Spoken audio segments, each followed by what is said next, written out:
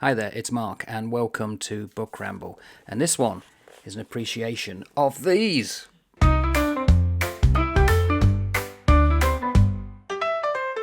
Okay, you could say that the choices I make are very bookish, a bit deep.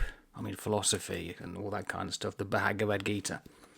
But let's not underestimate the beauty and what these contained. These are actually a collection of books that I got for my 6-year-old grandson. They were picked off the shelf for his birthday. But I do love children's books, and these struck me as being, wow, okay, what age are these for? So I'm going to start with this one, Pop-Up Kings and Queens, and it's British, and Hampton Court. But when you open the book, obviously, things are going to pop up. And as my grandson said, there's stuff on the back, which there is. And it's fascinating because you get like lift-ups and a lot of stuff. So this is about the Normans. And what's surprising is the detail in which this goes into and the text, the language.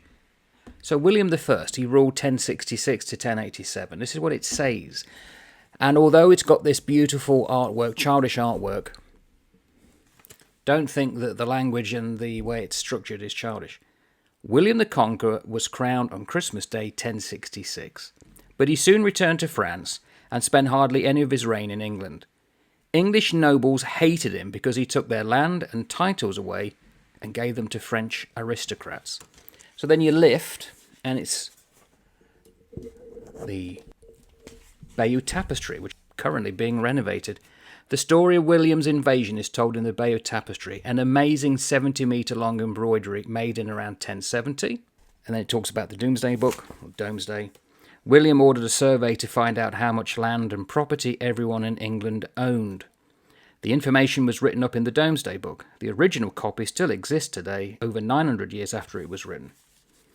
I mean, some adult history books now wouldn't have that language or detail. And of course, we all know it, this guy. William Shakespeare. There he is. The Tudors. Really well done, and it's lovely. And okay, for myself, being into history, and specifically British history, there's not much here that it would tell me, but hey.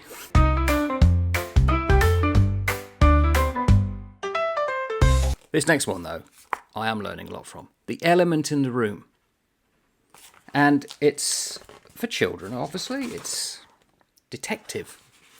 And it's looking at the elements around the house. Beautifully illustrated, as you would expect, with childlike or naive art, I don't know. And it's like a comic. Atomic Comics.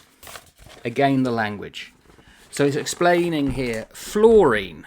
Pale yellow gas, extremely reactive, serious bite. Fluorine is rare, which may be a good thing given how fiercely reactive it is. It reacts with almost every element, even including some noble gases. So a child looking at this and perhaps listening more and looking at the same time. Fluorine reacts with water to form hydrofluoric acid. This is a 6-year-old book. An acid so strong it can burn through glass. Many chemists who try to isolate fluorine as an element suffer terrible accidents, losing eyes, limbs and their lives. They are known as the fluorine martyrs. Didn't know that. So the stuff that you can get out of these books, even as an adult, is amazing. And then iron. It's just delightful. What could modern adult books learn from this? There was I forget who it was. It was someone I'm subscribed to. Oh, should have made a note. It may have been Jim. Great ideas. I can't remember. Showing books and specifically the artwork and how from the 1950s, 60s, 70s was superb. Mainly handwritten, illustrative. But we've lost that now. We've gone to stock images. We've gone to the same fonts. They're not paying now an illustrator to illustrate the books. And one book was illustrated throughout. Spot colour, it was blues and reds, the odd yellow. But it just makes or breaks up the page superbly well, dynamic, and it will make me want to read. Well, it does make me want to read. So, bromine, or bromine. We used to put bromide in the tea in the Navy. Smelly brown liquid.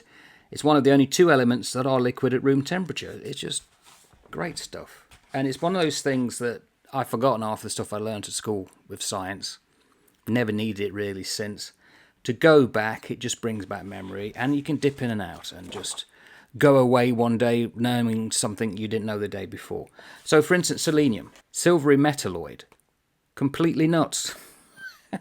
Because you find it in Brazil nuts, you find it in tuna, sardines, spinach, chicken, grass-fed beef, eggs, and anti-dandruff shampoos. So next time I'm using the Head and Boulders, I'll think, yeah, selenium's in this. Great.